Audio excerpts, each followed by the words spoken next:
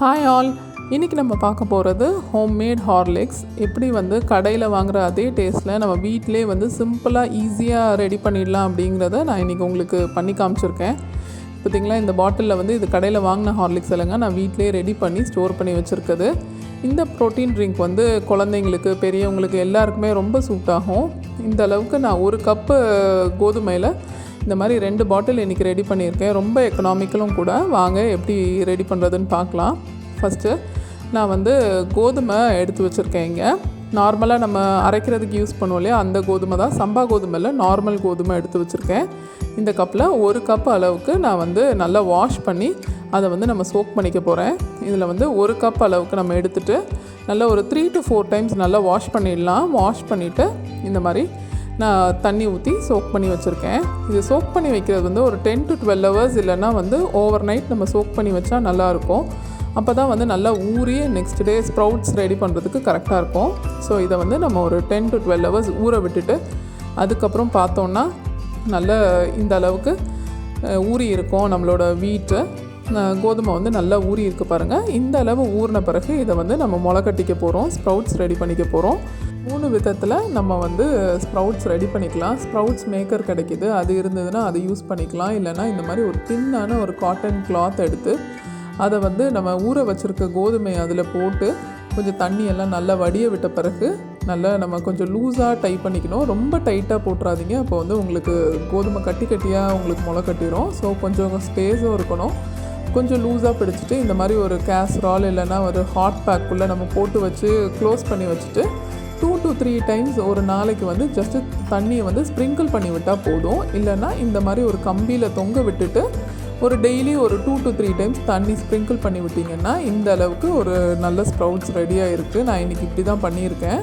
So ஒரு 3 டேஸ்க்கான sprouts வந்து நான் இங்கே தொங்க வச்சுருக்கேன். ஸோ 3 டேஸ் கழித்து இது எப்படி இருக்குங்கிறத உங்களுக்கு திறந்து காட்டுறேன். ஸ்ப்ரிங்கிள் தான் பண்ணணும், தண்ணி லாக் ஆகிடக்கூடாது அதுக்குள்ளே. ஸோ இந்த மாதிரி நல்ல ஸ்ப்ரவுட்ஸ் ரெடி ஆகிருக்கு. இந்த ஸ்ப்ரவுட்ஸ் வந்து நம்ம எடுக்கிற அன்றைக்கி கடைசி நாள் மட்டும் தண்ணி தெளிக்க வேண்டாம், ஏன்னா அப்போ தான் நம்ம ஃப்ரை பண்ணிக்கிறதுக்கு கரெக்டாக இருக்கும். ஸோ இந்த மாதிரி நல்ல ஸ்ப்ரவுட்ஸ் எல்லாம் ரெடி பண்ணிவிட்டு நம்ம இது ஒரு கடாய் வச்சுட்டு நம்ம ஃப்ரை பண்ண ஆரம்பிச்சிக்கலாம். நல்லா ட்ரையாகவே ஃப்ரை பண்ணிடலாம். எந்த ஸ்டேஜ்லையுமே ஆயில் எதுவுமே தேவையில்லை. இந்த ஸ்ப்ரவுட்ஸ் எல்லாம் வந்து நம்ம கடாயில் ஆட் பண்ணிவிட்டு அப்படியே ட்ரையாக வறுக்க ஆரம்பிச்சிடலாம். இது வந்து லோ டு மீடியம் ஃப்ளேமில் தான் வச்சு நம்ம வறுக்கணும். ரொம்ப ஹை ஃப்ளேம் வச்சிட்டோன்னா வெளியெல்லாம் கரிஞ்சிடும், ஆனால் உள்ளே அந்தளவு குக்காக இருக்காது.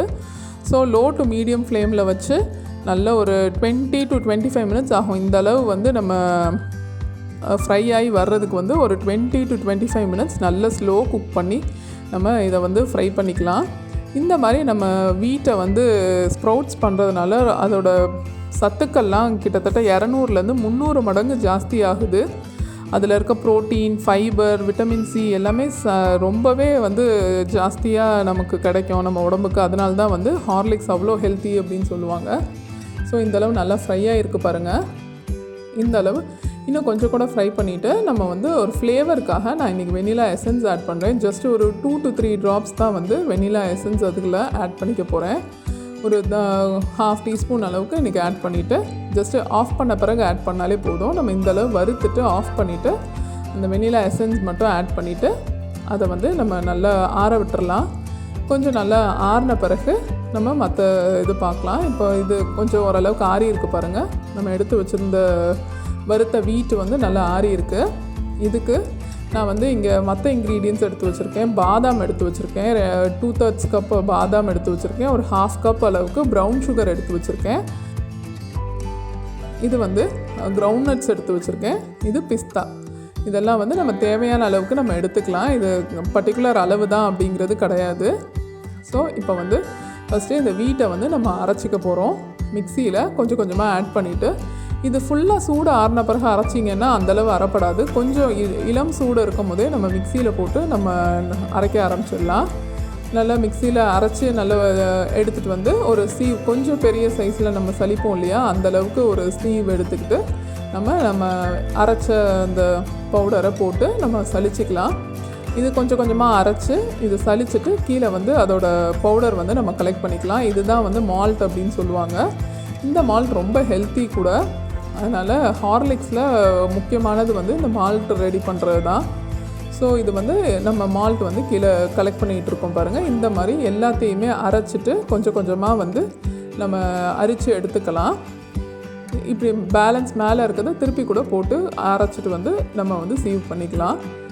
இப்போது ஒரு கடாய் வச்சுருக்கேன். கடாயில் நம்ம நட்ஸ் எல்லாம் வந்து ட்ரை ரோஸ்ட் பண்ணிக்க போகிறோம். இது வந்து 2/3 கப் வந்து நான் பாதாம் எடுத்திருக்கேன் இன்றைக்கி. இதை வந்து கொஞ்சம் போட்டு ட்ரை ரோஸ்ட் பண்ணிக்கலாம். நட்ஸு, அதுக்கப்புறம் ஸ்வீட்னஸ்க்காக நம்ம ப்ரௌன் சுகர் ஆட் பண்ணுறோம் இல்லையா, அது எல்லாமே வந்து நம்மளோட டேஸ்ட்டுக்கு ஏற்ற மாதிரி நம்ம வேரி பண்ணிக்கலாம். இன்றைக்கி வந்து நான் எடுத்திருக்க நட்ஸ்ன்னு பார்த்தீங்கன்னா பாதாம், பிஸ்தா அண்ட் கிரவுண்ட்நட்ஸ் எடுத்திருக்கேன். பாதாம் இந்தளவு ரோஸ்ட் ஆகிருக்கு. ஸோ பாதாமை ரிமூவ் பண்ணிடலாம். பாதாமை ரிமூவ் பண்ணிவிட்டு அடுத்தது வந்து நான் கிரவுண்ட்நட்ஸ் வந்து ஃப்ரை பண்ணிக்க போகிறேன். ஸோ நமக்கு தேவையான நட்ஸை வந்து நம்ம மாற்றிக்கலாம். வால்நட் ஆட் பண்ணலாம், கேஷ்யூஸ் ஆட் பண்ணலாம். ஸோ நம்மளோட சாய்ஸுக்கு நம்ம மாற்றிக்கலாம். இப்போ கிரவுண்ட்நட்ஸும் நான் ஃப்ரை பண்ணிவிட்டேன். அப்புறமா பிஸ்தா இதையும் கொஞ்சம் நல்லா ஃப்ரை பண்ணிவிட்டு இதையும் நம்ம வந்து அரைச்சிக்க போகிறோம். ஸோ மிக்சியில் அரையணும் அப்படிங்கிறதுக்காக கொஞ்சம் இதை வந்து நல்லா ஃப்ரை பண்ணிக்கிட்டால் தான் வந்து கொஞ்சம் பவுடராக ஆகும் அது. ஸோ அந்தளவுக்கு இது எல்லாமே வந்து லோ ஃப்ளேமில் தான் பண்ணணும். கொஞ்சம் ஹை ஃப்ளேம் வச்சுட்டா கூட கரிஞ்சிடும், டேஸ்ட்டு நல்லா இருக்காது. ஸோ இந்த மாதிரி நட்ஸ் எல்லாம் நம்ம நல்லா ரோஸ்ட் பண்ணி எடுத்தாச்சு. இப்போ நட்ஸையும் போட்டு நம்ம மிக்சியில் நம்ம வந்து பவுடர் பண்ணி எடுத்துகிட்டு வந்துடலாம். இந்த நட்ஸு பவுடர் பண்ணும்போது மட்டும் கொஞ்சம் பல்ஸ் கொடுத்து பவுடர் பண்ணுங்கள். ஒரேடியாக நீங்கள் அரைச்சிட்டிங்கன்னா அது வந்து அந்தளவு ஒழுங்காக அரையாது. ஸோ இந்த நட்ஸோட பவுடரையும் நம்ம வந்து நல்லா சீவ் பண்ணி எடுத்துக்கலாம். நட்ஸு பவுடர் கொஞ்சம் சீவ் பண்ணுறது கொஞ்சம் கஷ்டமாக இருக்கும். நீங்கள் இன்னொரு வாட்டி கூட ரோஸ்ட் பண்ணிவிட்டு கூட நம்ம வந்து திருப்பி நம்ம சீவ் பண்ணி அரைச்சிட்டு வந்து எடுத்து மிக்ஸ் பண்ணிக்கலாம். இந்த கிரவுண்ட்நட்ஸ் ஆட் பண்ணும்போது கொஞ்சம் அது வந்து இடையில திக்கிற மாதிரி இருக்கும். இல்லைனா கிரவுண்ட்நட்ஸை நீங்கள் ஸ்கிப் பண்ணிவிட்டு வால்நட்ஸ் இல்லை கேஷ்யூஸ் இதெல்லாம் கூட நம்ம ஆட் பண்ணிக்கலாம். இந்த மாதிரி நான் எல்லாத்தையுமே நல்லா சீவ் பண்ணி எடுத்த பிறகு பார்த்திங்கன்னா எனக்கு இந்தளவு ஒரு 2 டீஸ்பூன் அளவுக்கு தான் வந்து எனக்கு பேலன்ஸ் வந்தது. இதுவுமே அந்த கிரவுண்ட்நட் ஆட் பண்ணதுனால வந்த பேலன்ஸ் இது. ஸோ இப்போ வந்து மால்ட்டு கூட அந்த நட்ஸ் மிக்ஸ்சர் எல்லாத்தையுமே நல்லா மிக்ஸ் பண்ணி விட்டுக்கலாம். நல்லா ஈவனாக மிக்ஸ் பண்ணிவிட்டு கொஞ்சம் கை வச்சு நம்ம மிக்ஸ் பண்ணோன்னா கொஞ்சம் நல்லாயிருக்கும் ஈவனாக மிக்ஸ் ஆகிறதுக்கு. ஸோ நம்ம கை வச்சு ஒரு நல்லா உதிர்த்து விட்டுட்டு அதுக்கப்புறம் நம்ம வந்து மற்ற இன்க்ரீடியன்ஸை ஆட் பண்ணிக்கலாம். கொஞ்சம் இந்த மாதிரி நல்லா உதிர்த்துட்டு இப்போது நம்ம டேஸ்ட்டுக்கு ஏற்ற மாதிரி ப்ரௌன் சுகர் எடுத்திருக்கேன். நீங்கள் வந்து நாட்டு சக்கரை எடுத்துக்கலாம், இல்லைனா ஒயிட் சுகர் வேணும்னா ஒயிட் சுகர் கூட எடுத்துக்கலாம். நான் இன்றைக்கி ஹெல்த் கான்ஷியஸ் அப்படிங்கிறதுனால ப்ரௌன் சுகரும் மில்க் பவுடரும் நம்ம தேவைக்கேற்ப ஆட் பண்ணிக்கலாம். இன்றைக்கி நான் வந்து ஒரு 1/4 கப் மில்க் பவுடரும் 1/2 கப் ப்ரௌன் சுகரும் ஆட் பண்ணியிருக்கேன். இதை நல்லா மிக்ஸ் பண்ணி விட்டுடலாம். இதை நல்லா ஈவனாக மிக்ஸ் பண்ணிவிட்டு நம்ம வந்து ஒரு ஏர்டைட் கண்டெய்னரில் ஸ்டோர் பண்ணி வச்சுக்கிட்டோன்னா நம்மளோட ஹோம்மேட் ஹார்லிக்ஸ் வந்து ரெடி ஆகிடும். ரொம்ப டேஸ்டி, ரொம்ப ஹெல்த்தியும் கூட. நம்ம வீட்டிலே இந்த மாதிரி ப்ரோட்டீன் இது ஆக்சுவலி ஹார்லிக்ஸ்ன்னு சொல்கிறத விட ப்ரோட்டீன் பவுடர் அப்படின்னு சொல்லலாம். ஏன்னா இந்த நம்ம வீட்டை ஸ்ப்ரவுட் ரெடி பண்ணியிருப்போம் இல்லையா, அது அவ்வளோ நல்லது உடம்புக்கு. ஸோ நம்மளோட ஹோம்மேட் ஹார்லிக்ஸ் இப்போ ரெடி ஆகிடுச்சு. இதே இதில் நீங்கள் வந்து சாக்லேட் ஹார்லிக்ஸ் வேணும்னா கொக்கோ பவுடர் ஆட் பண்ணிக்கலாம். அது வந்து சாக்லேட் ஹார்லிக்ஸ் ஆகிடும். இப்போ நான் இதே இதை வந்து நான் மிஷினில் கொடுத்து அரைச்சி வச்சுருக்கேன். நான் வந்து 1/2 kg இல்லை 1 kg மொத்தமாக பண்ணிக்கிறேன்னா மொத்தமாக பவுடரை வந்து நான் மிஷினில் கொடுத்து இந்த அளவு அரைச்சி வாங்கிட்டு வந்துடுவேன்.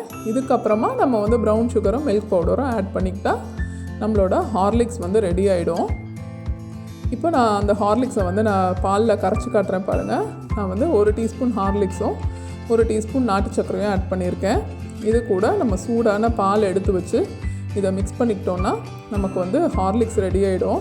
ரொம்ப டேஸ்டியாக இருக்கும். பசங்கள்லாம் ரொம்ப விரும்பி சாப்பிடுவாங்க. இந்த ரெசிபியை கண்டிப்பாக ட்ரை பண்ணி பாருங்கள். வீட்டில் ட்ரை பண்ணி உங்கள் குட்டீஸ்க்கு கொடுங்க. இந்த ரெசிபி பிடிச்சிருந்ததுன்னா லைக் பண்ணுங்கள், ஷேர் பண்ணுங்கள், கமெண்ட் பண்ணுங்கள். என்னோடய சேனலுக்கு சப்ஸ்கிரைப் பண்ணிவிட்டு பக்கத்தில் இருக்க பெல் பட்டனையும் கிளிக் பண்ணிக்கோங்க. தேங்க்யூ.